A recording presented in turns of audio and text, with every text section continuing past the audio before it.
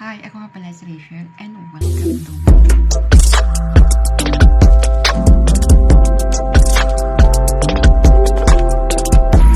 So today's video guys is i-share ko nga pala sa inyo dito sa Messenger ay mayroon kang pwedeng pagtataguan ng mga chat na hindi malalaman o mabasa kung sino man ang makakita sa Messenger mo.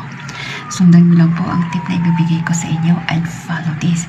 Let's go to Messenger, then long press nyo po yung mga message na gusto nyo pong i-hide. I-long press nyo lang po yun. O yung archive, ano makikita nyo. Click nyo po yan. Kikita po, i-tap nyo lang po yung menu na nasa baba. Tap nyo yung menu. O click nyo po yung menu. Dito po sa archive na yan, dito nyo makikita yung mga hidden message. Sa my archive, dyan nyo makikita yung message. Second option, ay long press nyo po yung message. Tap nyo po yung restrict. Kung saan makikita, tap nyo rin po yung menu na nasa 3 dash line sa baba. Tap nyo po yan kung saan makikita.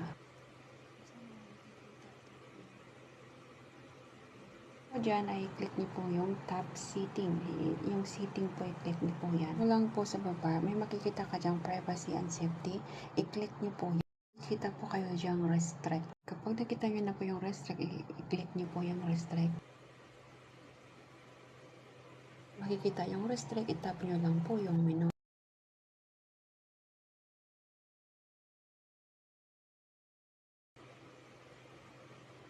Scroll nyo dyan guys sa baba sa privacy and setup. Scroll down nyo lang yan siya. May makikita ka dyan na restricted profile. So, i-click mo po yan. Tapos po nakita mo na yung restricted profile, i-click nyo po yung ni-restrict yung tao. Click, for example, si Janet P. I-click nyo po siya. Pagkatapos, tap mo yung continue. Pagkatapos po, dito nyo po makikita na hindi niya po nababasa. So, tap nyo lang yung continue guys at dito nyo makikita yung message niya. Sana po masundan nyo and follow me and subscribe my channel for more tutorial at mag-upload po ako dito ng mga natutunan ko. Salamat!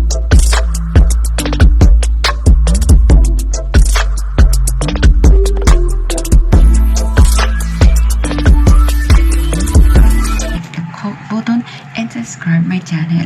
Dahil nga po ngayon ay wala pa po si Pimat, kaya dito muna tayo sa mga tutorial.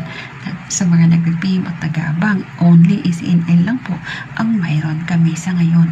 Sa typing po ay wala na po si Pimat dahil po ngayon ay nasa pa siya, maintenance. So, habang wala pa po ay dito muna tayo sa mga tutorial para po mayroon kayong matututunan. Click nyo lang po yan at i-subscribe nyo ako. Thank you.